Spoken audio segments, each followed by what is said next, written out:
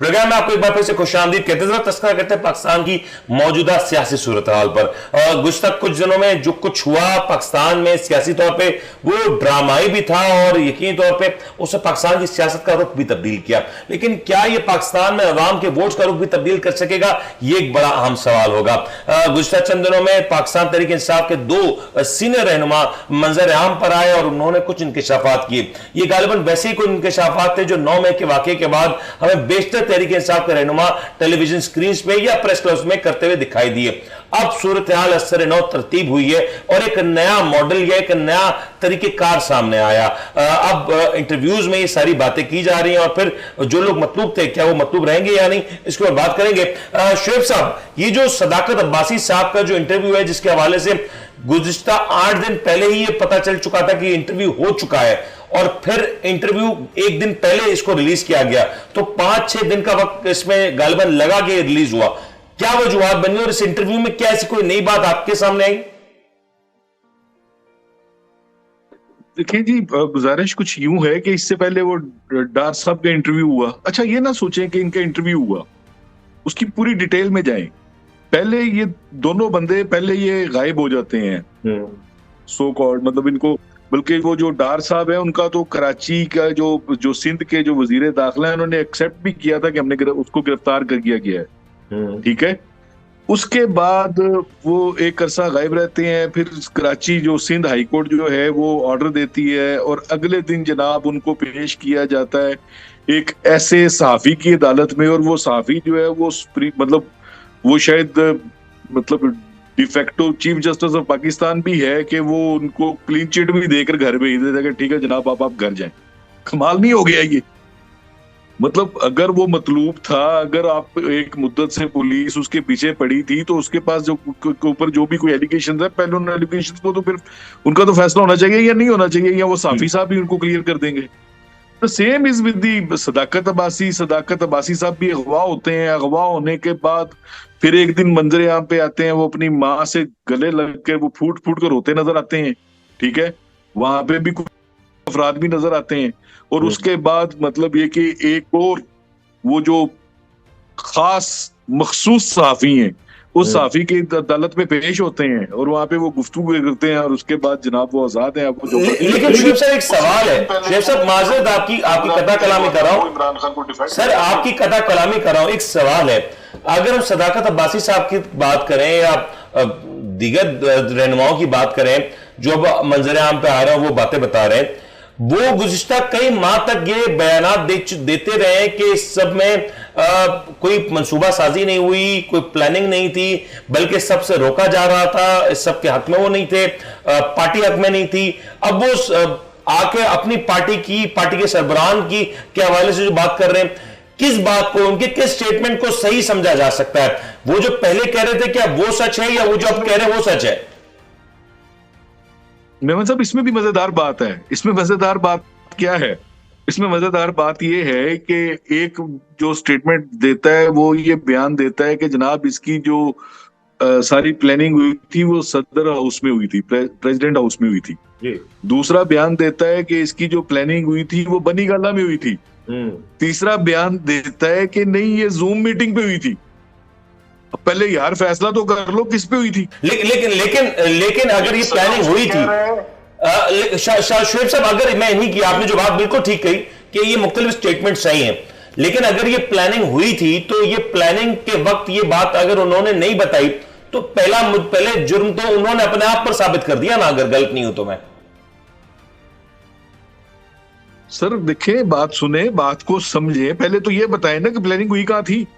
Sir मैं कह रहा हूं भले प्लानिंग हुई थी, अगर इनके स्टेटमेंट को, इन्हीं के स्टेटमेंट को तस्लीम किया जाए। इसका मतलब बड़ा सादा सा है कि प्लानिंग थी नहीं। 9 मई को खान साहब तो 8 मई से अंदर थे, तो 8 मई से अंदर है, सही। तो प्लानिंग किसने की थी और कहां पे की थी? और अगर जूम मीटिंग हुई थी तो उस मीटिंग में कौन कौन था? और जूम मीटिंग का रिकॉर्ड होता है, लाए ना सामने। सही, ठीक है। ये देखें, कोई मतलब कोई सेंसिबल बात करें ना। मुझे शाहजी कंक्लूड करने में, शाहजी ये जो पिछले हफ्तों में जो कुछ सूरत हाल तब्दील हुई है, सोच ये रहे थे कि इलेक्शंस होंगे, इलेक्शंस इधर बढ़ेंगे तो सूरत हाल नॉर्मलाइज होगी, लेकिन अब सूरत हाल वैसी नजर आ रही है जो शायद 9 मई के बाद नजर आ रही थी। क्या वजूहत देख रहे हैं कि अब ये सब कुछ हो रहा है और ये सब कुछ अवाम देख रही है? देखिए, जिस तेजी से मुल्क के निजात दहिंदा अभी जो आने वाले हैं, ठीक है ना, जो मुल्क को अभी तरक्की दिलाएंगे और हम लोग जो है वो तरक्की करके बिल्कुल दुनिया की सफ़े अव्वल की कौमों में चले जाएंगे, उनके इस्तकबाल के लिए, उनकी प्लेइंग लेवल प्लेइंग फील्ड के लिए जिस तरह के इंतजामात किए जा रहे हैं वो तो हम सबको नजर आ रहे हैं। ठीक है, वो तो सबको नजर आ रहे हैं। और दूसरा, मीडिया ने का जो किरदार रहा है इस 17 महीनों में और इस कुछ निगरान हुकूमत के दौर में, वो मुनासिब नहीं है। वो मीडिया की अक़दार को पामाल किया गया है। मीडिया पर आप किसी को भी बुलवा कर आप इंटरव्यू दे दें, उसको क्लीन चिट दे दें और वो आराम से घर चला जाए, जबकि वो तमाम इदारों को मतलूब भी है। तो मतलब ये चीज़ें मशकूक नज़र आती हैं। इस तरह करने से कुछ भी फ़र्क नहीं पड़ेगा। ये बयानिया नहीं होता, ये ज़बरदस्ती। लेकिन शाहजी, अगर एक चीज़ प्लीज़ अगर आइडेंटिफाई कर सकें, मुझे आइडेंटिफाई कर सकें, ये जो तहरीक इंसाफ के जो रहनुमा भी आ रहे हैं टेलीविजन स्क्रीन पर, सदाकत अब्बासी साहब हो या दीगर जो साहिबान हो, इनके स्टेटमेंट से क्या तहरीक इंसाफ का वोटर इस आर्ग्यूमेंट को बाय करेगा कि वो जो बात कह रहे हैं, अब जो कह रहे हैं वो सच है और इसमें पार्टी की एक मंसूबा साजी थी, एक प्लानिंग थी? आपको नजर आता है कि लोग इस बात को एक्सेप्ट करेंगे और तहरीक इंसाफ को फिर वोट देने ना जाए? मुनीर साहब, मुझे बताएं, आपको प्रोग्राम करते हुए कितना टाइम हो गया टीवी पर? सर गालिबन 5 साल हो चुके हैं। आप मुझे बताएं, 5 सालों के अंदर अगर आप एक भी मसनूई बात या एक भी गलत बात को सही साबित करें अपने शो पे, तो उस पर तनकीद होती है लोगों की। बिल्कुल होती है। अगर हम ऐसा करें तो ऐसा क्या नहीं वैसे। तो आप क्या समझते हैं कि ये अवाम इतनी बेशऊर है अब कि उसको समझ नहीं आ रही कि हो क्या रहा है सब कुछ? इससे तहरीक इंसाफ का वोट टूटेगा या नहीं, ये बता दें यार। आपको वोट टूटता नजर आ रहा है? मुझे तो ऐसे लग रहा है कि जो कुछ भी किया जा रहा है उसका दूसरे दिन बयानिया सारा जो है वो जाया हो जाता है, वो सारी मेहनत जाया हो जाती है। क्योंकि असल देखें, असल इंप्रेशन आप डालना चाहते हैं अवाम के ऊपर कि खान साहब एक बहुत बड़े दहशतगर्द हैं, खान साहब ने इस मुल्क के खिलाफ काम किया है, खान साहब ने मतलब के ऑफिशियल सीक्रेट एक्ट की खिलाफ वर्जी की है।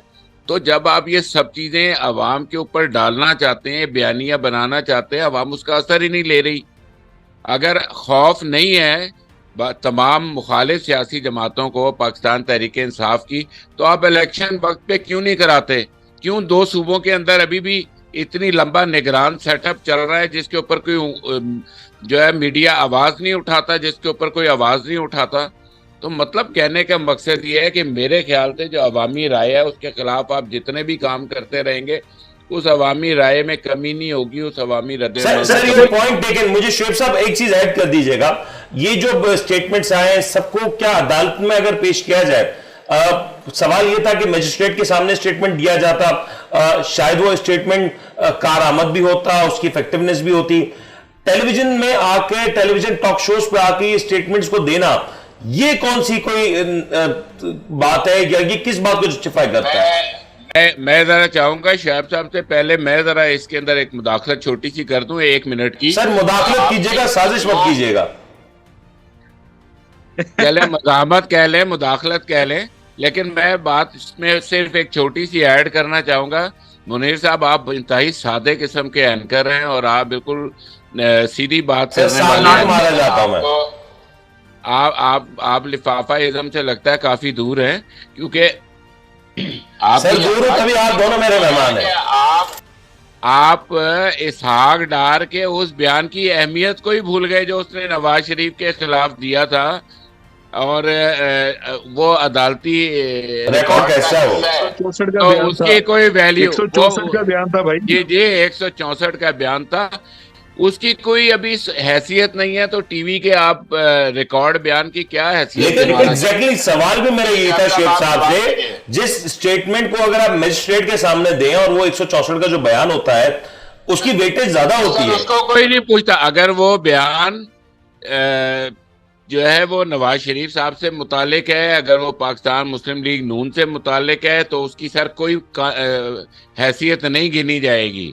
हाँ, अगर आप और मैं सरगोशी में भी कोई बात करेंगे ना, तो वो जुर्म होगा असल में। नहीं सर, सरगोशी मैंने कोई बात नहीं की। शेख साहब आप जवाब देते हैं प्लीज। निजाम शेख साहब प्लीज आप कंप्लीट कर लें जवाब। जी शायद देखिए मेमन साहब, गुजारिश ऐसे है कि अगर कोर्ट ऑफ लॉ में जाएंगे तो कोर्ट ऑफ लॉ में तो फिर क्रॉस एग्जामिनेशन भी होगा, सारा कुछ होगा, ठीक है। तो ये बयान तो वहां पे मेरे ख्याल में 2 मिनट भी ना टिक सके। अगर कोई मतलब ये कि फिर वही बात है, अगर कोई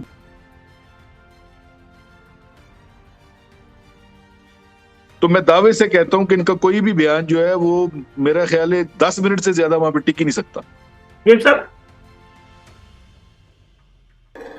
साहब एक चीज और आइडेंटिफाई कर दीजिएगा कि ये जब इस तरह के स्टेटमेंट्स आते हैं तो इस तरह के स्टेटमेंट्स को प्रूव भी करना मकसद होता है, क्योंकि अगर आप कोर्ट ऑफ लॉ में ये बात किसी से मंसूब करके कह दें, किसी पे इल्जाम लगा दे, तो उसको प्रूव भी करना होता है अगर आप में गलत ना हो तो।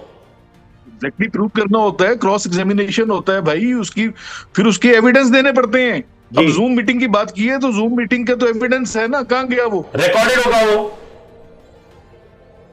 एग्जैक्टली और अगर व्हाट्सएप चैट है या किसी पे कोई गुफ्तगू हुई है तो मैसेजेस का तबादला हो तो मैसेज भी होने चाहिए। एग्जैक्टली भाई वो चीजें सामने लाए ना। मतलब एक बंदा जो है 22 दिन वो गायब रहता है, 23 दिन के बाद वो रोता हुआ नजर आता है, 24वें दिन वो आकर वो ये बयान दे देता है। लोगों को क्या समझते हैं, ये लोग बेवकूफ हैं? यहाँ पे तो रेडी वाला इस बात को समझ रहे हैं, आप मतलब पढ़े लिखे लोगों की बात कर रहे हैं। इस बात को तो भाई रेडी शाहजी फाइनल कमेंट, क्या ये सब कुछ पाकिस्तान के आने वाले इलेक्शंस के ऊपर असरअंदाज होगा जो इस वक्त हो रहा है? बहुत असरअंदाज होगा और इससे पीटीआई का वोट बैंक और बढ़ेगा, कम नहीं होगा। शाहजी आप प्लीज फाइनल कमेंट। मेरा यह ख्याल है कि आधे पाकिस्तान को एक साइड पे कर दें, आधे पाकिस्तान में इलेक्शन करवा दें, जो मर्जी के नताइज हासिल करने हैं वो कर लें। ऐसे इलेक्शन से इलेक्शन ना करवाना ही बेहतर है। बहुत बहुत शुक्रिया रिजवान शाह साहब और शुएब राजा साहब हमारे साथ मौजूद थे और अपनी कीमती आरा से हमें आगाह कर रहे थे। और इस वक्त जो पाकिस्तान में जो एक सियासी महाज खोला हुआ नजर आ रहा है उसके हवाले से गुफ्तगू जारी थी, आपने सुनी। उम्मीद करते हैं आपको आज का प्रोग्राम पसंद होगा। अपने मेजबान मुनीम मेमन को फिलहाल इजाजत दीजिए, ये इजाजत कुछ लंबे अरसे तक भी हो सकती है। अपना ख्याल रखिएगा, अल्लाह हाफिज।